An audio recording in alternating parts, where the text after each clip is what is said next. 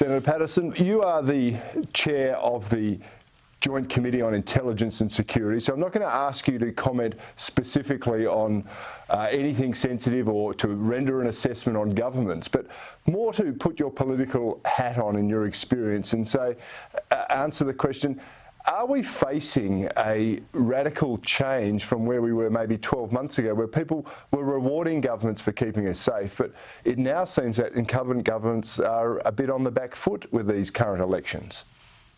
I suspect that's right, Cory. We certainly saw in Australia, but also elsewhere in the world, that governments that went to an election early in the pandemic, particularly those that were perceived to have taken tough decisions to protect public health, were rewarded, and incumbency was a good currency to have.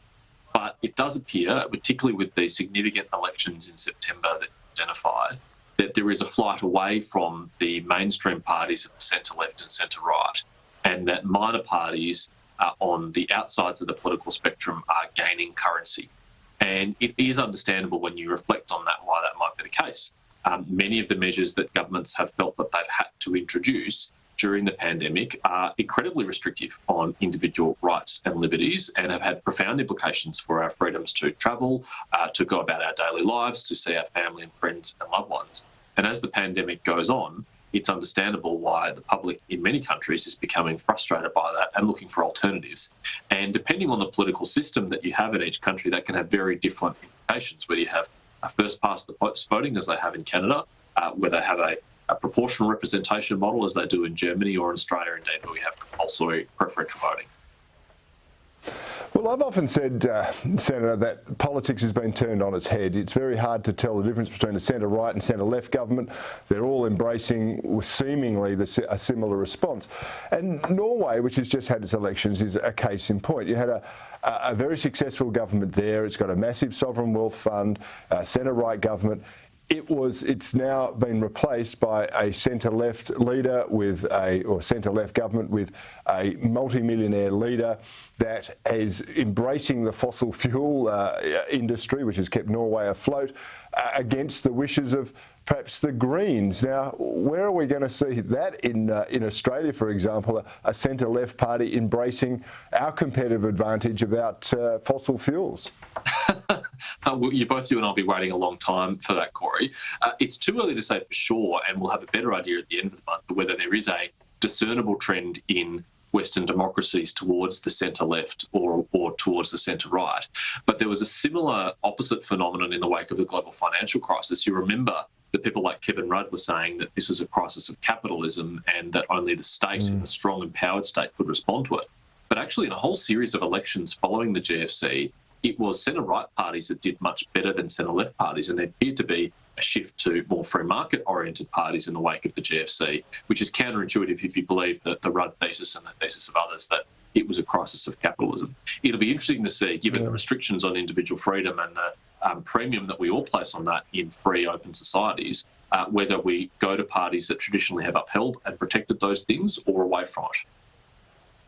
And that's actually a really good point, because I think around the world some politicians are looking at, say, the economic success or the electoral success of the Chinese Communist Party or what's going on in other parts of Eastern Europe and particularly Russia.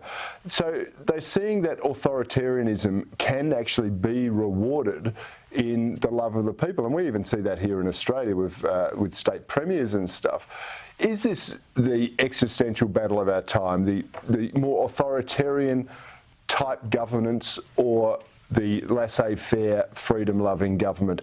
Has that changed in recent years? I absolutely understand why people are attracted to this idea, Cory, because sometimes in the short term, people think, gee, authoritarianism, it's horrible, but because they're so decisive, because they face no opposition, they can act quickly and deliver results that you don't see in free societies. And sometimes our free societies are much messier in getting to that consensus, in taking action, in addressing a problem. But we know, of course, in the medium and long term, that free societies function much more competently, much more harmoniously, in a much more pluralistic way that preserves the rights and freedoms of our citizens and delivers them material prosperity as well.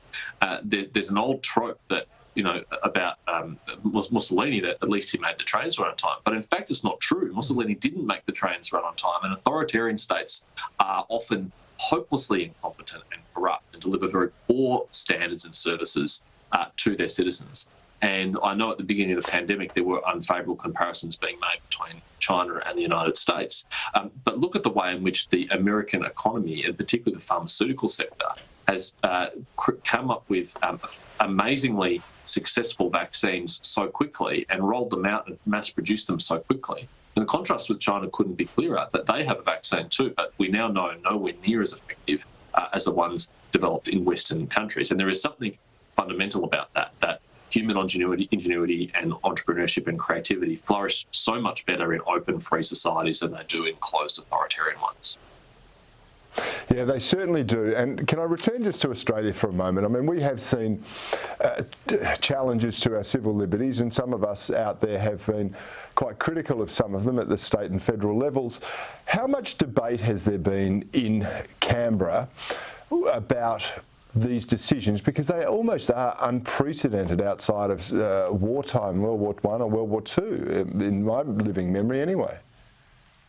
Cory, you're right. They're unprecedented, and in fact, they go further than the restrictions that we placed in World War I and World War II. Yes, we had rations and other restrictive measures. Sometimes, for example, in London, they had a curfew in response to the Blitz, but nobody was ever restricted moving 5 kilometres from their home or 10 kilometres from their home, or forced to wear a mask or do other things, or prevented from seeing family and friends. So I think you could objectively say it's gone further than even wartime restrictions that we've previously had.